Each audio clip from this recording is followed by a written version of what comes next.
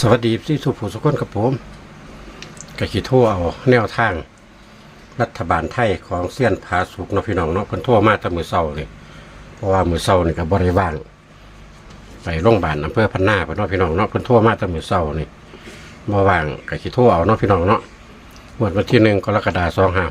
2568ของอันเซียนผาสุกนี่เข้าแตะเลขวิ่งเนาะพี่น้องเลขวิ่งเข้า2ตัวเพิ่นให้วิ่งบนนี่ให้วิ่ง3กับ3กับ9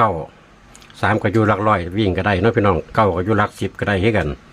หาว่าเลขวิ่งนี่เลขวิ่งบนนี่เข้า2ตัวมา2ตัวเนาะพี่น้องแต่ว่าล่างบ่เข้าอันนี้เพิ่นให้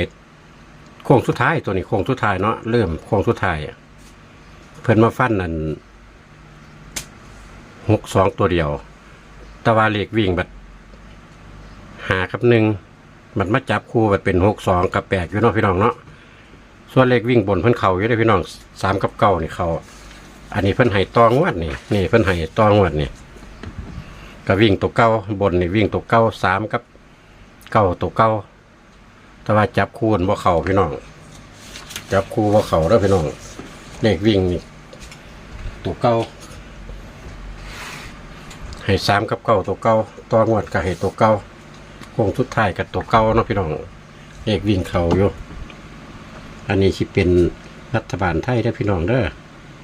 เพราะว่าเซียนผาสุกมันมีลาวพัฒนานำแต่เขียนวันนี่ก็หูจักอยู่ดอกเนาะพี่น้องเขียนวันเขียนเดือนก็รู้จักกันอยู่ดอก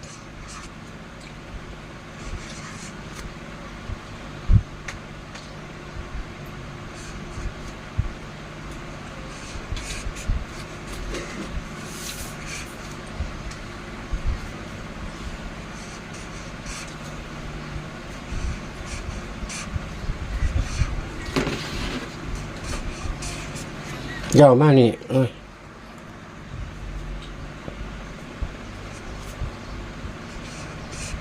เซียนผาสุกเด้อพี่น้องเด้อมาเบิ่งน้ำกันว่าเพิ่นสิแยกบนแยกล่างบ่มันทั่วมาแตะมื้อเช้านี่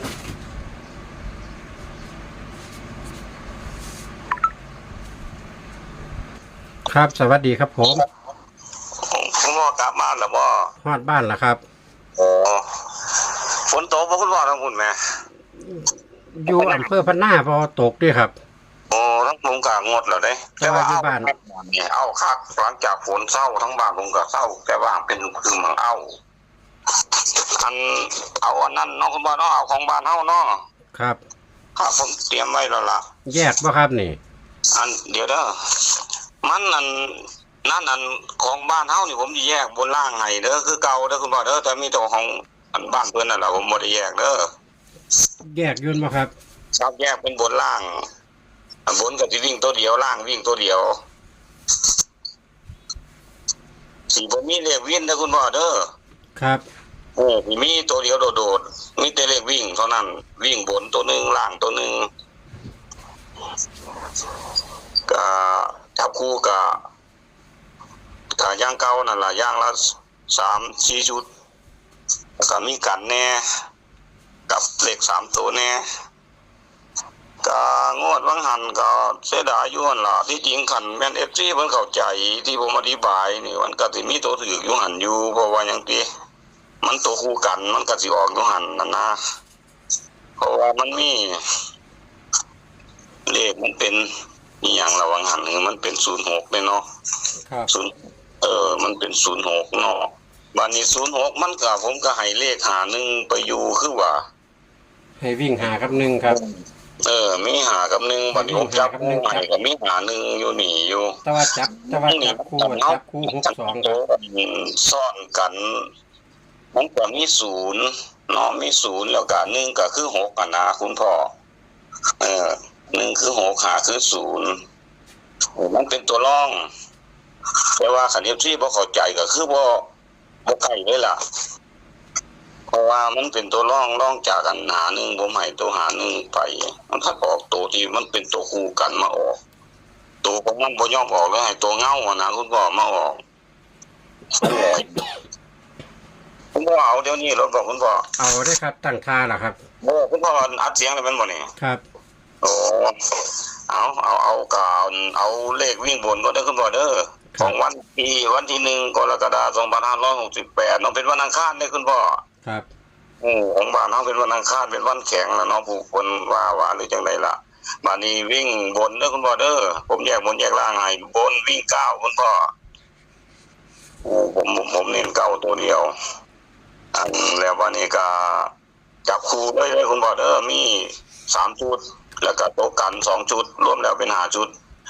มี93คุณพ่อ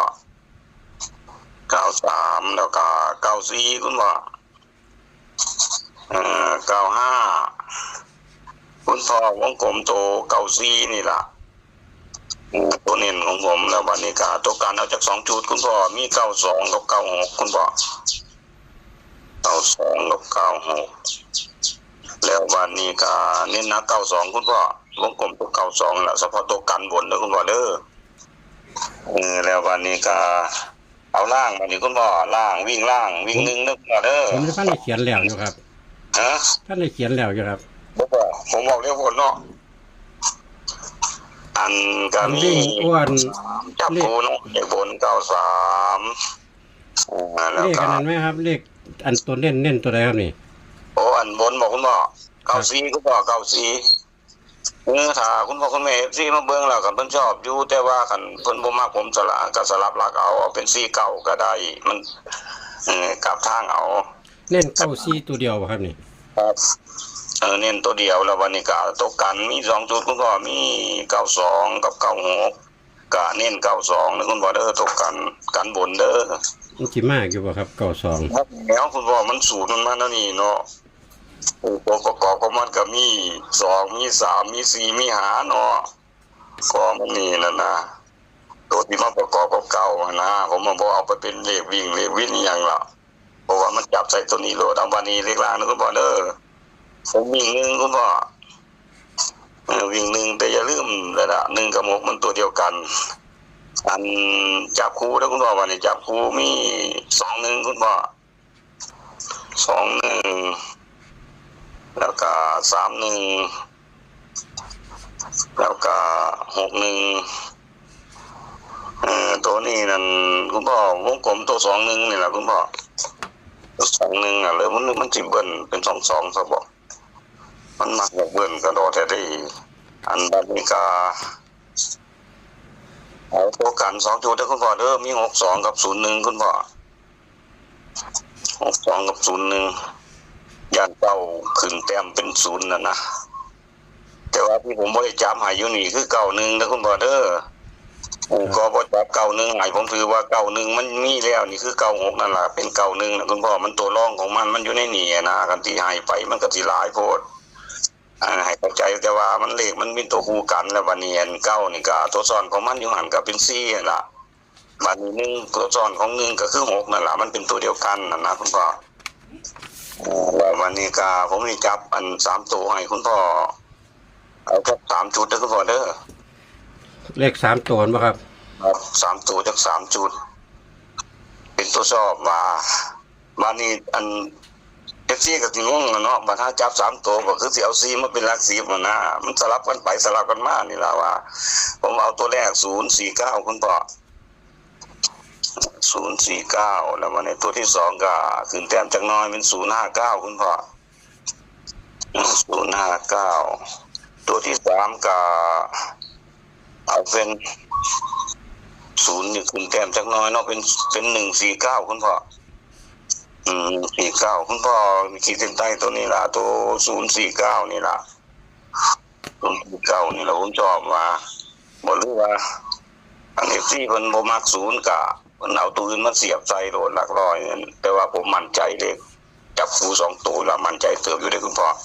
ถ้าตามได้สูตรเพิ่นแต่ว่าผมอยากให้มันออกตัวซ้อนกันนั่นนะเพราะว่าเมื่อกี้นี่51นั่นมันเต็มๆเลยล่ะอัน06นั่นคุณพ่อเพราะว่า5กับ0เป็นตัวเดียวกัน1กับ6ตัวเดียวกันเป็นตัวรองของมันของ51ก็มี06ตัวนึงอีกตัวนึงก็เป็นอันนั้นเป็น6556เท่านั้นได้ตัวรองของ51นั่นมันก็มี06อยู่หั่นนะคุณพ่ออันเดียวนี้ก็ผมก็ย่านได้ตัวรองมาออกใส่ตัวรองของอัน ซี่นี่เก้ามันมาแล้วเด้อคุณพ่อเด้อมันมีแต่3ที่ผมจับคู่ให้นี่ถ้า3บ่มา8สิมาแทนมันสิเป็น98เด้อคุณพ่อเด้อเพราะว่ายันตัวรองมันมากับ90ที่ผมบ่จับให้เพราะว่ามัน95มันมีอยู่แล้วบัดนี้5กับ0ตัวเดียวกันยันมันโผล่มาแนวนั้นนะคุณพ่อทั้งเบิดทั้งมวลพี่ตรงนี้เด้อคุณพ่อเด้อ ครับ ก็ได้ขอให้คุณพ่อคุณแม่ FC ทุกคนผู้เข้ามาเบิ่งก็ขอให้โชคดีในวันที่1กรกฎาคม2568นี่ล่ะสวัสดีครับคุณพ่อครับสวัสดีค ส รับ วัสดีครับผม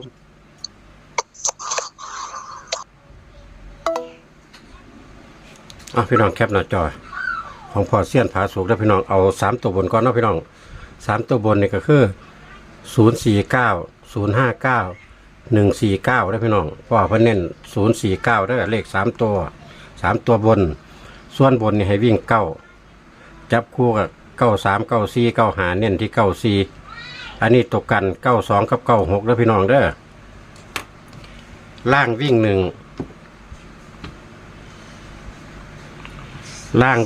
พี่น้องจับคู่กับ21 31 61 62แล้วก็01ตกกันเน้นที่21นะพี่น้องเด้ออันนี้บนอันนี้ล่างพี่น้องเขาแคปหน้าจอตามนี้ครับผมมักชอบตัวใดก็หาซื้อสลากกินแบ่งกันบ่มาเข้ากับพานเนาะพี่น้องตัวเลขเป็นแค่แนวทางขอบุญขอบคุณพอเส้นพาสุกหลายๆขอให้พี่น้องเข้าโชคมันสุขผู้สุขคนเฮงๆเรื่อยๆกันฝากกดไลค์กดแชร์กดติดตามสำหรับคลิปนี้สวัสดีครับผม